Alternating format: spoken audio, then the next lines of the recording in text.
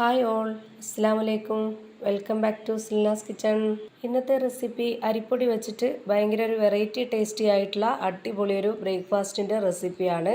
ഇറച്ചിക്കറികളുടെ കൂടെയോ മുട്ടക്കറിയുടെ കൂടെയോ അങ്ങനെ ഏത് കറികളുടെ കൂടെ വേണമെങ്കിലും കഴിക്കാൻ പറ്റുന്ന, എപ്പോൾ വേണമെങ്കിലും തയ്യാറാക്കാൻ പറ്റുന്ന ഈസി ആയിട്ടുള്ള ഒരു ബ്രേക്ക്ഫാസ്റ്റിൻ്റെ റെസിപ്പിയാണ്. ഭയങ്കര ഒരു ടേസ്റ്റാണിത്. കറികളുടെ കൂടെ അല്ലാതെ തന്നെ നമുക്കിത് വെറുതെ കഴിക്കാനും നല്ല ടേസ്റ്റാണ്. കുട്ടികൾക്കും വലിയവർക്കൊക്കെ ഒരുപോലെ ഇഷ്ടമാവും. അപ്പോൾ നമ്മുടെ റെസിപ്പിയിലോട്ട് കടക്കുന്നതിന് മുമ്പായി സിൽനാസ് കിച്ചൺ ചാനൽ ആദ്യമായിട്ടാണ് കാണുന്നതെങ്കിൽ പ്ലീസ് ഒന്ന് സബ്സ്ക്രൈബ് ചെയ്തേക്കണേ. ഒപ്പം തന്നെ ഈ വീഡിയോസ് നിങ്ങൾക്ക് ഇഷ്ടപ്പെടുകയാണെങ്കിൽ ഒരു ലൈക്ക് ചെയ്യാനും മറക്കരുത്. ഇനി നമുക്ക് റെസിപ്പിയിലോട്ട് കടക്കാം. അപ്പോൾ നമ്മുടെ ഇന്നത്തെ ഈ ഒരു റെസിപ്പി തയ്യാറാക്കാനായിട്ട് ഞാനിവിടെ ആദ്യം തന്നെ മിക്സിയുടെ ഒരു വലിയ ജാർ എടുത്തിട്ടുണ്ട്. ഇതിലേക്കൊരു 250 ml കപ്പിൻ്റെ അളവിൽ 1 കപ്പ് വെള്ളം ആദ്യം തന്നെ ഒഴിച്ചു കൊടുക്കാം. അടുത്തതായി ഇതിലേക്ക് വേണ്ടത് വറുത്ത അരിപ്പൊടിയാണ്. നമ്മൾ സാധാരണയായിട്ട് പത്തിരിക്കും ഇടിയപ്പത്തിനൊക്കെ എടുക്കുന്ന ആ ഒരു വറുത്ത അരിപ്പൊടി തന്നെയാണ് ഇതിനും എടുത്തിട്ടുള്ളത്. ഞാനിപ്പോൾ ഇതിലേക്ക് 250 ml കപ്പിൻ്റെ അളവിൽ 2 കപ്പ് അരിപ്പൊടിയാണ് ഇട്ട് കൊടുക്കുന്നത്.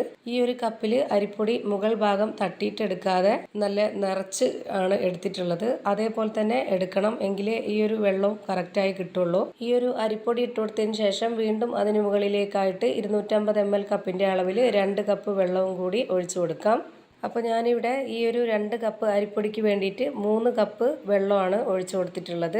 ഇനി ഇതിലേക്ക് ഇട്ട് കൊടുക്കേണ്ടത് ചിരകിയ തേങ്ങയാണ്. ഞാനിപ്പോൾ ഇവിടെ 250 ml കപ്പിൻ്റെ അളവിൽ 1 കപ്പ് ചിരകിയ തേങ്ങ ഇട്ട് കൊടുക്കുന്നുണ്ട്. ഇനി ഇതിലേക്ക് ആവശ്യത്തിനുള്ള ഉപ്പിട്ട് കൊടുക്കാം. മിക്സിയുടെ ജാറിൽ നമ്മൾ ഇതുപോലെ അരിപ്പൊടി ഇട്ട് അരയ്ക്കുന്ന നേരത്ത് ആദ്യം തന്നെ 1 കപ്പ് വെള്ളം ഒഴിച്ചു കൊടുത്തിട്ട് വേണം അരിപ്പൊടി ഇട്ട് കൊടുത്തിട്ട് വീണ്ടും അതിന് മുകളിലേക്ക് വെള്ളം ഒഴിച്ചു കൊടുത്തിട്ട് അരച്ചെടുക്കാനായിട്ട്.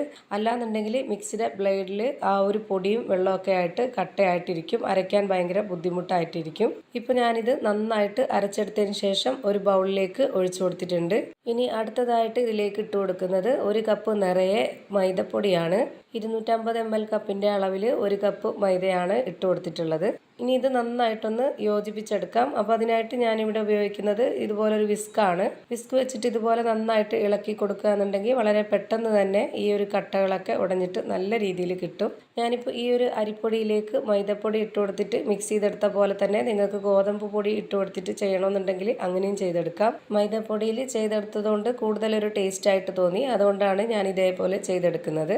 ഇപ്പോൾ ഇതാണ് നമ്മുടെ മാവിൻ്റെ കറക്റ്റ് ഒരു പരുവം. ഒരുപാട് കട്ടിയും ആവരുത്, ഒരുപാട് ലൂസും ആവരുത്. ഇതിൻ്റെ ഒരു ഇടത്തരം പരുവത്തിൽ വേണം ഈ ഒരു മാവ് റെഡിയാക്കി എടുക്കാനായിട്ട്. ഇനി ഇത് ചുട്ടെടുക്കാനായിട്ട് ഇവിടെ ഒരു പാൻ വെച്ച് ചൂടാക്കിയിട്ടുണ്ട്. അതിലേക്ക് കുറച്ച് മാവ് ഒഴിച്ചു കൊടുക്കാം. എന്നിട്ട് മെല്ലെ ഇതുപോലെ ഒന്ന് പരത്തി കൊടുക്കുന്നുണ്ട്. ഒരുപാട് അമർത്തി പരത്തി എടുക്കരുത്, അപ്പോൾ നമ്മുടെ ദോശയൊക്കെ ചുട്ടെടുക്കുന്ന അതേപോലെ വരും. അപ്പോൾ ഇതൊരു പത്തിരിയുടെ ഷേപ്പിലായി വരാൻ വേണ്ടിയിട്ട് ഇതിൻ്റെ മുകൾ ഭാഗം ഒന്ന് നൈസായിട്ടൊന്ന് പരത്തി കൊടുത്താൽ മതി. ഇനി ഇതിന് മുകളിലേക്കായിട്ട് ഉരുക്കി വെച്ചിരുന്ന ബട്ടറാണ് സ്പ്രെഡ് ചെയ്ത് കൊടുക്കേണ്ടത്. നെയ്യ് മതി എന്നുള്ളവർക്ക് നെയ്യ് സ്പ്രെഡ് ചെയ്ത് കൊടുക്കാം, അല്ലാത്തവർക്ക് ഓയിലോ എണ്ണയോ എന്ത് വേണമെങ്കിലും സ്പ്രെഡ് ചെയ്ത് കൊടുത്തിട്ട് ചുട്ടെടുക്കാവുന്നതാണ്. പിന്നെ ഇതിൻ്റെ ഒരു ഭാഗം വെന്തതിന് ശേഷം അതൊന്ന് തിരിച്ചിട്ട് കൊടുത്തിട്ട് അതിന് മുകളിലേക്കും കൂടെ ഇതുപോലെ ഒന്ന് സ്പ്രെഡ് ചെയ്ത് കൊടുക്കാം. ഇനിയിപ്പോൾ ഇത് ഒന്നുകൂടി തിരിച്ചിട്ട് കൊടുക്കുന്നുണ്ട്. 1-2 സെക്കൻഡ് ഈ ഒരു ഭാഗം കൂടി ഒന്ന് വെന്ത് വരട്ടെ. ഇപ്പോൾ ഇതിൻ്റെ 2 സൈഡും വെന്ത് കിട്ടിയിട്ടുണ്ട്. ഇനി നമുക്കിത് പാനിൽ നിന്ന് എടുത്തു മാറ്റാം. ഞാനിപ്പോൾ ഇതേപോലെ തന്നെ എല്ലാം ചുട്ടെടുത്ത് ഒരു പ്ലേറ്റിലേക്ക് മാറ്റിയിട്ടുണ്ട്. അപ്പോൾ നമ്മുടെ അരിപ്പൊടി വെച്ചിട്ടുള്ള വെറൈറ്റി ടേസ്റ്റി ആയിട്ടുള്ള ഒരു അടിപൊളി ബ്രേക്ക്ഫാസ്റ്റാണ് റെഡിയായി കിട്ടിയിട്ടുള്ളത്. നല്ല ടേസ്റ്റാണ്. ഇതിപ്പോൾ നമുക്ക് ഏത് കറികളുടെ കൂടെ വേണമെങ്കിലും കഴിക്കാവുന്നതാണ്. ഇനിയിപ്പോൾ കറികളൊന്നും ഇല്ലാതെ തന്നെ വെറുതെ കഴിക്കാനും നല്ല ടേസ്റ്റാണ്. ഇനിയിപ്പോൾ ഇതിൽ നിന്ന് ഒരെണ്ണെടുത്ത് ഞാൻ പൊട്ടിച്ച് കാണിച്ചു തരാം. നല്ല സോഫ്റ്റ് ആയിട്ടാണ് റെഡിയായി കിട്ടിയിട്ടുള്ളത്. അപ്പോൾ ഇത്രയേ ഉള്ളൂ ഇന്നത്തെ വീഡിയോ ഇഷ്ടമായാൽ ലൈക്ക് ചെയ്യാനും കമൻറ്റ് ചെയ്യാനും ഷെയർ ചെയ്യാനും മറക്കരുത്. അതുപോലെ തന്നെ ഞാനിടുന്ന പുതിയ വീഡിയോസ് നോട്ടിഫിക്കേഷനായിട്ട് കിട്ടുന്നതിന് വേണ്ടി സബ്സ്ക്രൈബ് ചെയ്ത് ബെല്ലൈക്കൺ അമർത്തി അതിൽ ഓൾ എന്ന ഓപ്ഷൻ എനേബിൾ ചെയ്ത് കൊടുക്കാനും മറക്കരുത്. പുതിയൊരു വീഡിയോയുമായി വീണ്ടും വരും. Thank you for watching.